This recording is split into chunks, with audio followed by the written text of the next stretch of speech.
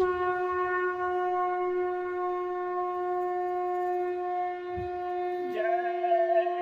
गुरुदेव। जय गुरुदेव।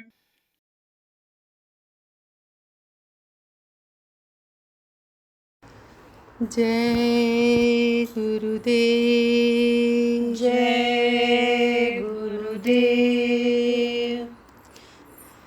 गुरु प्यारे से मिलन कैसे होए, खिड़की तो पांचों बंद पड़ी। गुरु प्यारे से मिलन कैसे होए, खिड़की तो पांचों बंद पड़ी। गुरु प्यारे से मिलन कैसे होए, खिड़की तो पांचों बंद पड़ी। गुरु प्यारे से मिलन कैसे होए, खिड़की तो पांचों बंद पड़ी।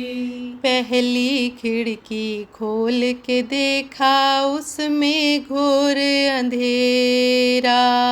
पहली खिड़की खोल के देखा, उसमें घोर अंधेरा।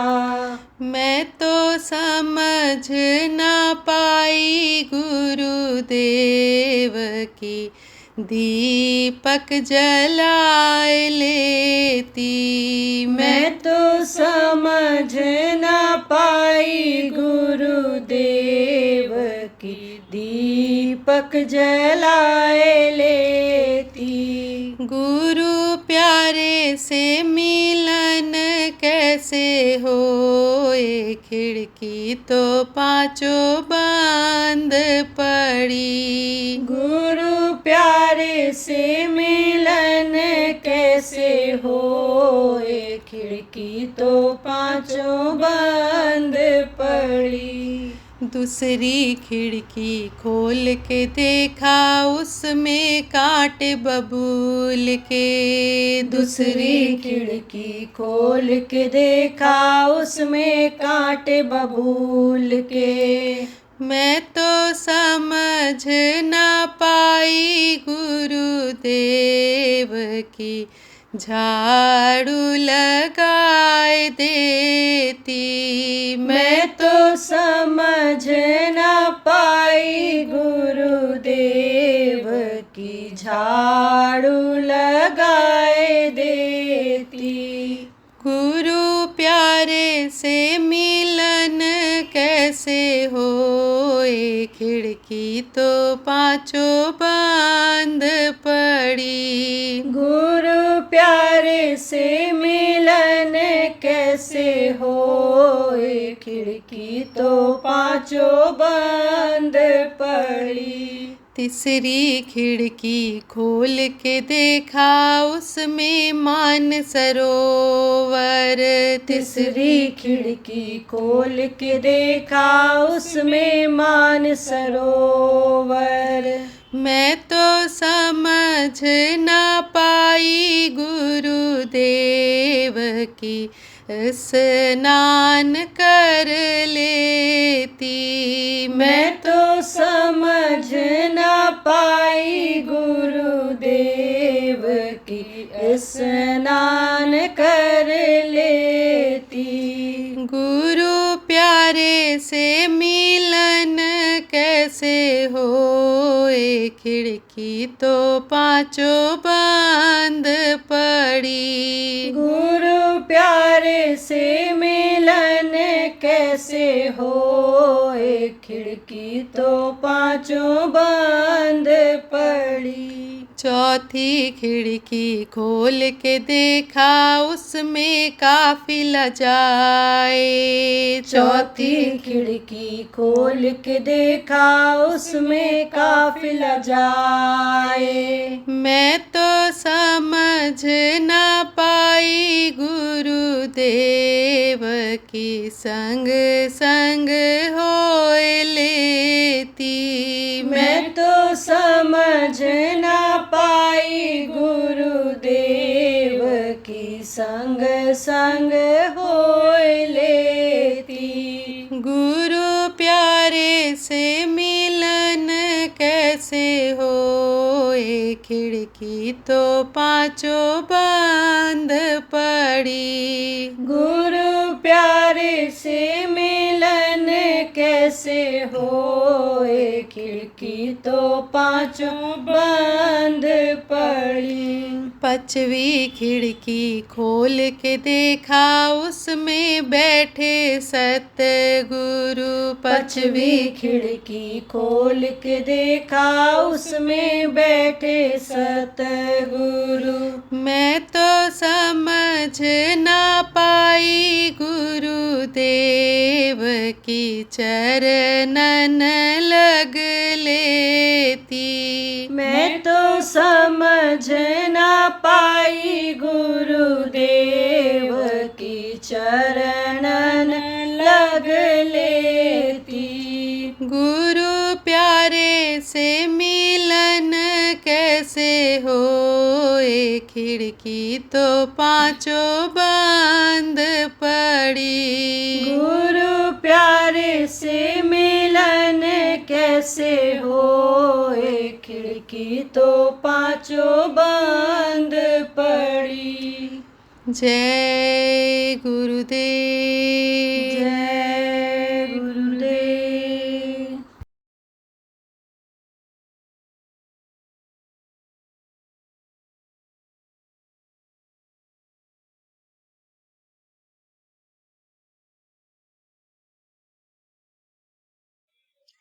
देखो प्रेमियों, जब सत्संग लोगों को मिलता रहता था तब हर तरह की जानकारी रहती थी। तो रहता तो था आदमी गृहस्थ आश्रम में ही, लेकिन फंसता नहीं था। आजकल लोग फंस रहे हैं। देखो, जितनी भी चीजें दुनिया में ये बनी हुई हैं, चाहे पेड़ पौधा हो, चाहे धरती आसमान हो, चाहे ये पशु और पक्षी हो, ये सब किसके लिए हैं? आदमी के लिए बनाए गए हैं। तो जिसने इस दुनिया संसार को बनाया, जिसको ईश्वर काल भगवान कहा गया, उन्होंने भोग भी बनाया है, लेकिन भोग में फंसने के लिए नहीं बनाया है, जरूरत के लिए बनाया है। जैसे कोई चीज अति होती है तो कहते हैं अति सर्वत्र वर्ज्यते, यानी समझो कि अति किसी भी चीज की होती है, बुरी होती है। अब इस चीज की जानकारी जब सत्संग के द्वारा लोगों को मिलती रहती थी, तो हर काम जो इसमें इंसान कर रहा है, चाहे खाने का हो, चाहे सोने का हो, आराम करने का हो, घर मकान बनाने का हो, कपड़े का हो, आप समझो कि गृहस्थी को चलाने के लिए कमाने का हो, सारा काम पहले भी आदमी करता था, लेकिन इसमें फंसता नहीं था। आज की तरह से लोभ लालच ज्यादा नहीं था। इच्छाएं आदमी की सीमित थी और अब इच्छाएं बहुत बढ़ गई, और उसे अपने सुख के जाल में इस वक्त पर आदमी फंसता चला जा रहा है, और वही सुख इस वक्त पर दुख में बदल दे रहा है लोगों को। आदमी काम तो करता है कि सुख मिलेगा, अच्छा खाने को मिलेगा, लेकिन अच्छा खाने को जब मिलने लगता है तो आदमी का पेट खराब हो जाता है, बीमारियां आ जाती हैं। देखो, मोटा झोटा जब लोग खाते थे, बाजरे की रोटी और चटनी, आपके इसी आगरा जिला में जब लोग खाते थे, कितने तंदुरुस्त थे। अब तो गांव गांव आपको काजू पिस्ता घर घर में मिलेगा, कुछ क्षेत्र छोड़ करके, और बाकी जो शहरी इलाके के अनेक गांव हैं, उनमें जो आधुनिक चीजें हैं वो मिलेंगी। छोटे छोटे बच्चे ये जो बनी हुई चीजें आती हैं पैकेट में, पॉलिथीन में, यानी खाने पीने वाली, उनकी आदत बना लिए हैं। तो कहते हैं कि स्वाद तो मिलता है, लेकिन वही चीज नुकसान कर जाती है। पहले अस्पताल कहीं कहीं हुआ करते थे, अब देखो जगह जगह अस्पताल खुल गए। कारण क्या है? यही नहीं मालूम है क्या खाना चाहिए, क्या पहनना चाहिए, कैसे रहना चाहिए। मोटा झोटा खाते थे, मोटा पहनते थे, तो लोगों के विचार बहुत अच्छे रहते थे। अब लोभ लालच बढ़ा, खाने का स्वाद बढ़ गया आदमी का, तो नजर भी लोगों की खराब हो गई। आप ये समझो कि बुरी बातों को सुन करके अन्य आदमी बुराई में लग गया, अंगों को लगा दिया, तो सुख कहां से मिलेगा?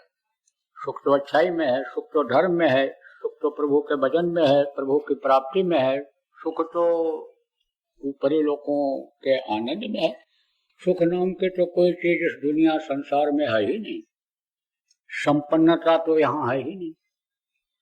यहाँ की संपन्नता अलग होती है, ऊपरी लोगों का अलग होता है। आपको मैं बताऊं, मोटा झोटा खाते थे, नंगे पैर चलते थे लोग, खेतों में काम करते थे, मेहनत करते थे। औरतें ये चक्की चलाती थी, कुएं से पानी भर के लाती थी, स्वस्थ रहती थी। अब बिस्तर पर ही बैठी रहती हैं, नौकरानियां भोजन बना देती हैं, शरीर का अंग काम यानी समझो हरकत में नहीं आता है तो काम करने बंद कर देता है, तमाम रोग हो जाते हैं। पैदल लोग चलते थे, ऑपरेशन हो जाता था, पैसा देकर एक ऑपरेशन नहीं कराना पड़ता था। तो आपको समझने की जरूरत है, ठोस माल था लोगों के अंदर, घरों में। जूते चप्पल भले पैर में न रहते रहे हों, लेकिन एक एक पाव सोना और 2-2 किलो चांदी गरीब घर के औरतों के शरीर पर गहने के रूप में हुआ करता था। आपको समझने की जरूरत है कि आदमी की इच्छाएं बढ़ गई, किसमें? सुख में बढ़ गई, और वही सुख दुख में बदल रहा है। हर कोई परेशान है। यहाँ जितने लोग बैठे हो, अगर ये कहा जाए अपने दिल पर हाथ रख करके कहो कि तुम सुखी हो एकदम से हर तरफ से, तो तुम नहीं बोलोगे। कुछ न कुछ दुख सबको है। कैसे ये भी बता दें, जिसके पास नहीं है वो भी दुखी है, और जिसके पास ज्यादा है वो उसको कहाँ रखे, कैसे संभाले, उसमें परेशान है। आपको समझने की जरूरत है कि भटकाव हो गया, सत्संग न मिलने की वजह से, संतों के पास न जाने की वजह से भटकाव हो गया। और ये समझो कि खाने पीने और मौज मस्ती के ही काम में आदमी लगा हुआ है, ऐसा फंसा हुआ है कि जैसे तोता फंस जाता है, जैसे बंदर फंस जाता है। बता दो, बंदर पकड़ने वाले पतले मुंह का घड़ा बनाते हैं और उसमें चना डाल करके ले जाते हैं, जहां बंदर रहता है वहां रख देते हैं, थोड़ा सा चना ऐसे बिखेर देते हैं, तो बंदर जाता है, चना उठा उठा करके खाता है। और जब वो नीचे चना नहीं रह जाता तो घड़े के अंदर देखता है, तो उसी में हाथ डाल देता है, चना पकड़ करके इसे निकालने की करता है कोशिश। तो जब हाथ डाला था तब तो पतला था, अब जब मुट्ठी में चना आ गया, हम खींचता है तो निकलता ही नहीं, क्योंकि सुराख पतला है। अब मुट्ठी में चना आया तो ये मुट्ठी मोटी हो गई। अगर चना छोड़ दे तो समझो कि अभी उसकी जान बच जाए। निकालने की कोशिश करता है लेकिन निकलता नहीं, दर्द करता है जब तक चू चू चू चू बोलता है। तो शिकारी समझ जाता है कि अब ये छोड़ेगा नहीं, बस जाल डाल करके पकड़ करके ले जाता है, गांव गांव नचाता है। बंधन में आ गया। अब बंधन में ही उसकी उम्र खत्म हो जाती, अब बंधन में ही यानी समझो कि वो मर जाता है, बंधन में बंधे बंधे ही मर जाता है। ऐसे ही आदमी का जीवन देखो खत्म हो रहा है। असली चीज था आदमी उसी को भूल रहा है। असली चीज क्या है? असली चीज है मौत। मौत तो सबकी आनी है, कितने आए देखो चले गए। क्यों? क्योंकि ये मृत्यु लोक है। इस मृत्यु लोक का ये नियम है कि जो पेड़ फलता है वो झड़ता है, जो आग जलती है वो बुझती है, जो पैदा होता है वो मरता है। तो तमाम आए से राम जैसे भगवान देखो चले गए, कृष्ण जैसे भगवान चले गए, कबीर गोस्वामी पलटू नानक जैसे चले गए। क्यों? क्योंकि मनुष्य शरीर में थे। अब मौत किसी को याद आती है? मौत अगर याद आती रहे तो फिर कल की चिंता आदमी को नहीं रहेगी। फिर तो उसको याद करेगा कि जो पैदा होने के पहले माँ के स्तन में दूध भर देता है, उस प्रभु को याद करेगा जो सबको देता, सबको खिलाता है। अजगर करे न चाकरी, पंछी करे न काम, दास मलूका कही गए, सबके दाता राम। तो वो प्रभु देता है, उसको याद करेंगे। लेकिन प्रभु को ही भूल गए, असली चीज को ही भूल गए, मौत ही को भूल गए। अरे मौत किसी को छोड़ी है? किसी को नहीं।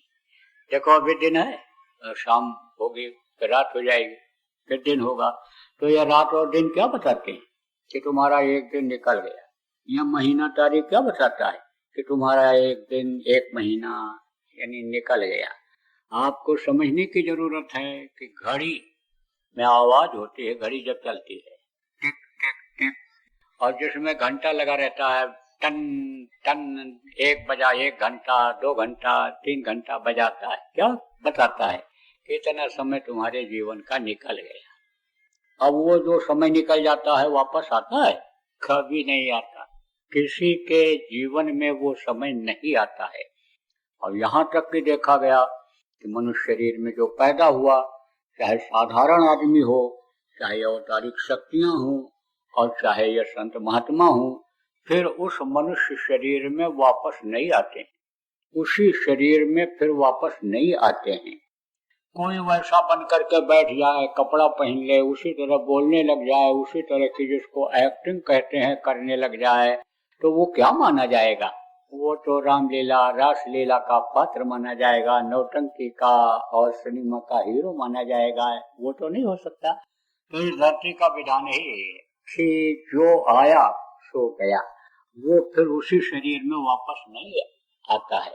तो प्रेमियों, कहने का मतलब यह है कि असली चीज को मत भूलो, प्रभु को मत भूलो और मौत को मत भूलो, और इस मनुष्य शरीर के पाने का मतलब समझो कि ये खाने पीने और मौज मस्ती के लिए ही नहीं मिला है।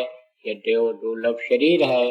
देवता इसके लिए 24 घंटे तरसते रहते हैं कि थोड़े समय के लिए हमको मनुष्य शरीर मिल जाता तो हम अपना काम बना लेते। अब अपना काम क्या है, पराया काम क्या है? आज आप काम करने में लगे हुए हो, ये अपने लिए नहीं दूसरों के लिए कर रहे हो। कैसे? घर मकान बनाते हैं, जमीन जायदाद खरीदते हैं, गाड़ी घोड़ा खरीदते हैं, लेकिन जल्दी नसीब नहीं होता है कि भी उस पर 10-20 साल 25 साल गाड़ी पर बैठ सकें, घर में रह सकें। तो जैसे समय पूरा होता है तैसे हुक्म हो जाता है इसको खाली करो। तो उस घर में कौन रहता है? उस घर में दूसरे लोग रहते हैं।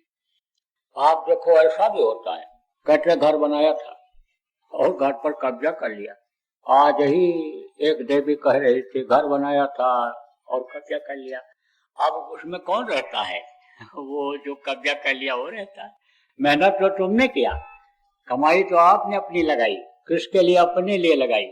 लेकिन जिस घर में रहते हो आपको उसी घर में रहना था तो दूसरा रहने लगे।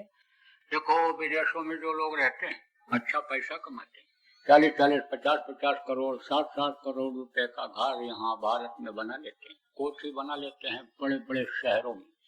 और रहता कौन है उसमें? चौकीदार, नौकर, सफाई करने वाले।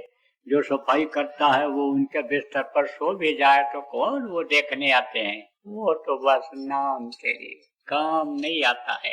तो काम किसके आ रहा है? वो गरीब आदमी जिसके बारे में लोग सोच नहीं रहे थे कि इस घर में घुसने पाएगा। अगर वो उसमें रहते बनाने वाले लोग तो वो घुसने न पाता, लेकिन अब उसी को छोड़ करके दे गए तो रहता तो वो है। तो आपको समझने की जरूरत है प्रेमियों, जो काम आप करने में लगे हुए हो यह आपका काम असला काम नहीं है। आपका असला काम क्या है कि यह तन कर फल विषय न भाई, विषय वासनाओं की चीजों को इकट्ठा करने में ही, विषय वासनाओं में ही मत फंसे रहो, नहीं तो इस समय निकल जाएगा फिर वापस नहीं आएगा। कहने का मतलब यह है कि करो यह भी काम, अगर नहीं करोगे तो भजन भाव भक्ति भी नहीं हो पाएगी। तो मनुष्य शरीर हानि समझो मिला है आपको भगवान के प्राप्ति के लिए, वो काम आपका नहीं पूरा हो पाएगा। क्यों?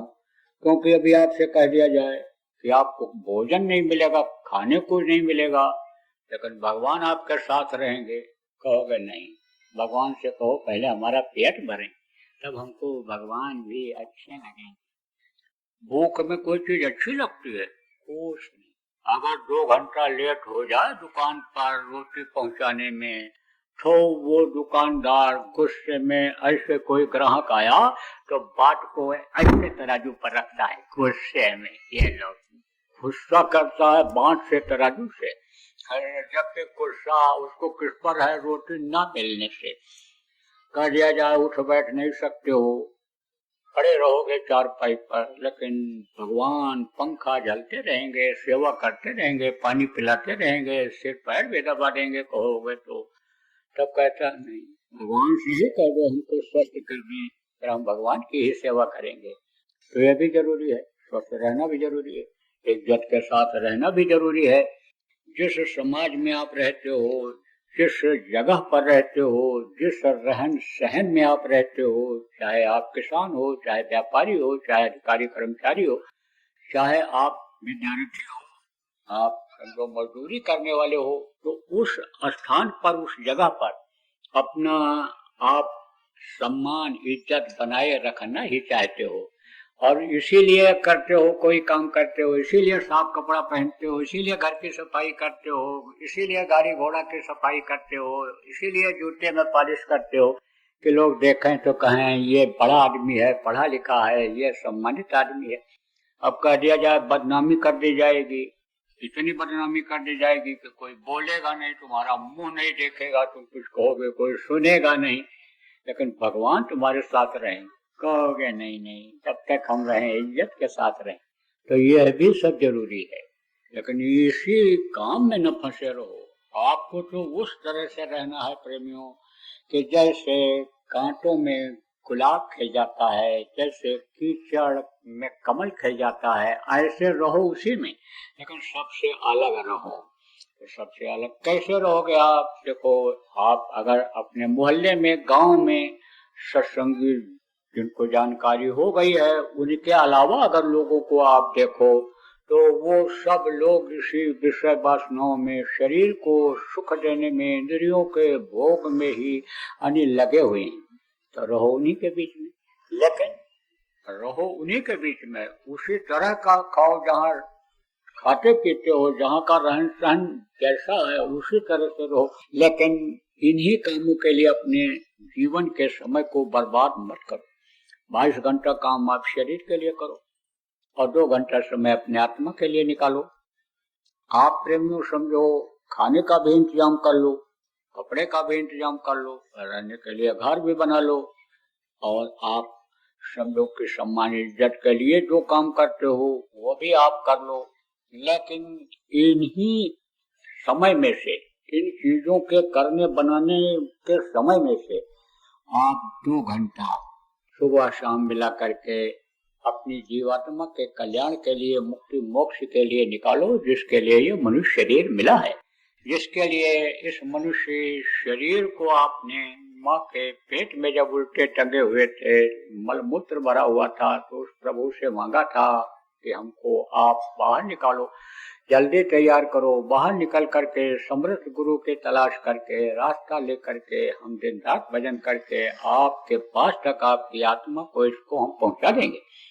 तो उस काम को आप करो, यानी किसको? इस जीवात्मा को पहुंचाने का काम करो, इसको मुक्ति और मोक्ष दिलाने का काम करो।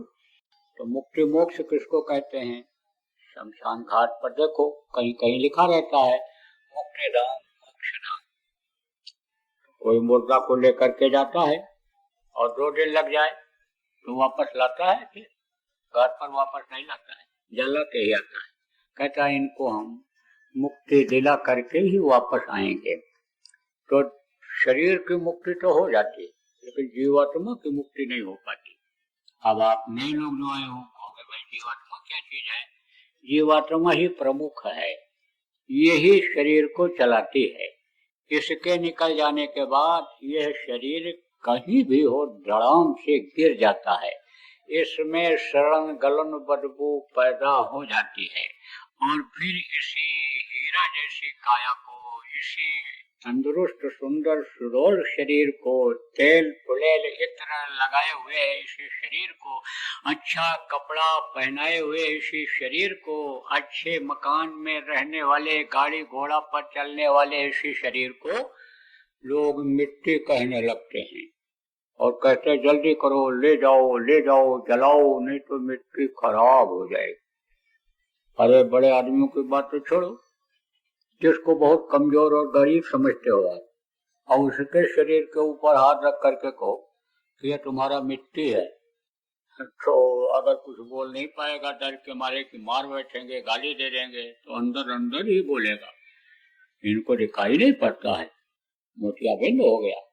बताओ, इसको मिट्टी कह रहे हैं?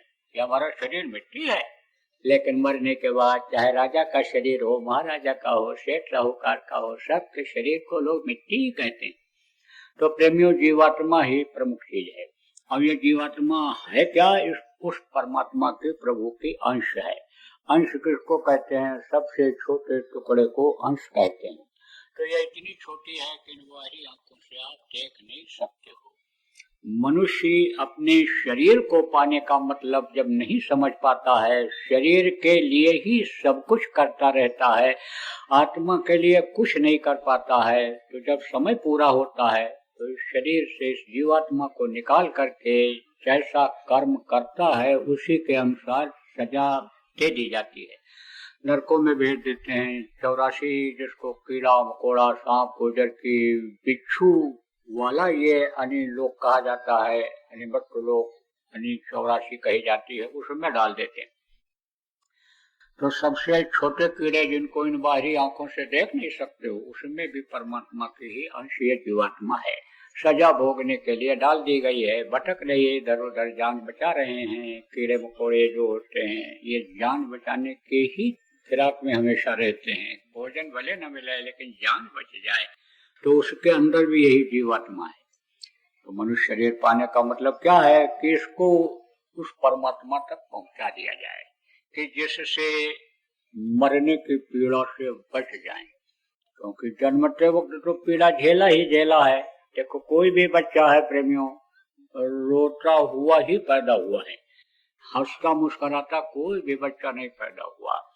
और समझो उस समय झेला तकलीफ जन्मते वक्त, अब मरते वक्त तो तकलीफ ना हो, मरते वक्त भी तकलीफ होती है। जो चूक जाते हैं, दांव जिनका चूक जाता है, वो अरे समझो कि मरते वक्त तकलीफ झेलते हैं।